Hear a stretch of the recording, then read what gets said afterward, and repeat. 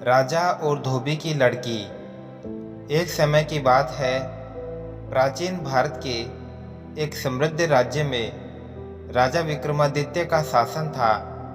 राजा अपने न्यायप्रियता और प्रजा के प्रति स्नेह के लिए प्रसिद्ध थे। हालांकि उनके जीवन में सच्चे प्रेम की कमी थी, जिसे वे स्वयं भी महसूस किया करते थे। राजधानी के पास ही एक छोटा सा गांव बसा था, जहां एक धोबी रामदास अपनी पत्नी और बेटी सुमित्रा के साथ रहता था। सुमित्रा न केवल अद्वितीय सौंदर्य की धनी थी, बल्कि उसकी बुद्धिमता और दयालुता भी उसे विशेष बनाती थी। वह अपने माता पिता की सहायता करती और गांव के बच्चों को पढ़ाया करती थी।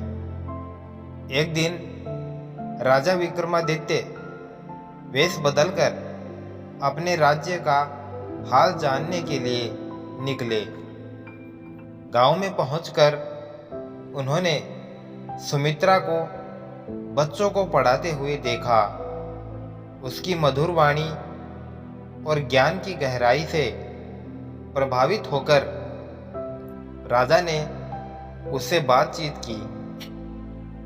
सुमित्रा की सरलता और बुद्धिमत्ता ने राजा के हृदय में विशेष स्थान बना लिया।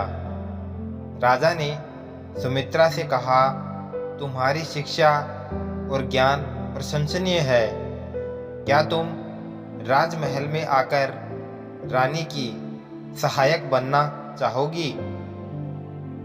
सुमित्रा ने विनम्रता से उत्तर दिया, महाराज, मैं एक साधारण धोबी की बेटी हूँ। राजमहल मेरे लिए उपयुक्त स्थान नहीं है। राजा ने मुस्कुराते हुए कहा, सुमित्रा, गुण और ज्ञान किसी वर्ग या जाति के मोहताज नहीं होते। मैं चाहता हूँ कि तुम राजमहल में आकर अपनी शिक्षा से अन्य लोगों को लाभान्वित करो। सुमित्रा ने अपने माता पिता से परामर्श किया और उनकी अनुमति से राजमहल जाने का निर्णय लिया।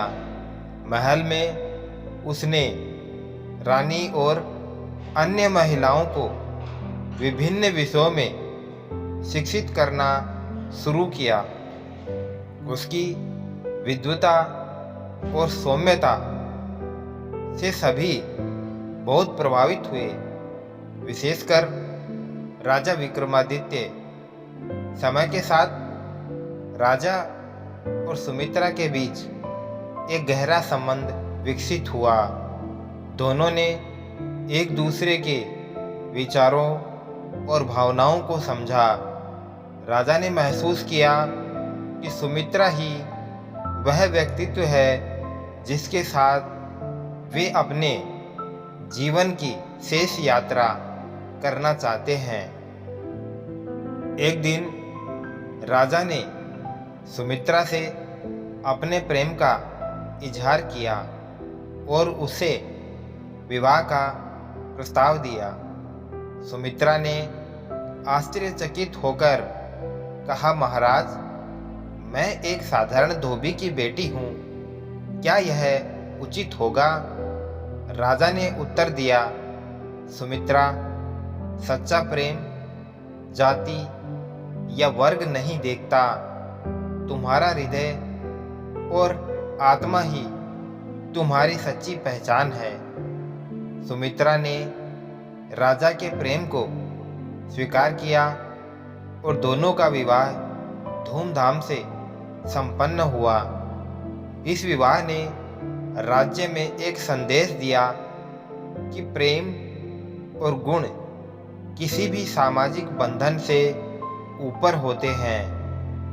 इस प्रकार एक साधारण धोबी की बेटी सुमित्रा अपनी बुद्धिमत्ता, दयालुता और प्रेम के बल पर राजमहलों की रानी बनी और राजा विक्रमादित्य के साथ मिलकर राज्य को समृद्धि और खुशहाली की ओर अग्रसर किया। दोस्तों, अगर वीडियो अच्छा लगा तो लाइक और शेयर करें। वीडियो को अंत तक देखने के लिए आपका बहुत बहुत धन्यवाद। जय श्री श्याम।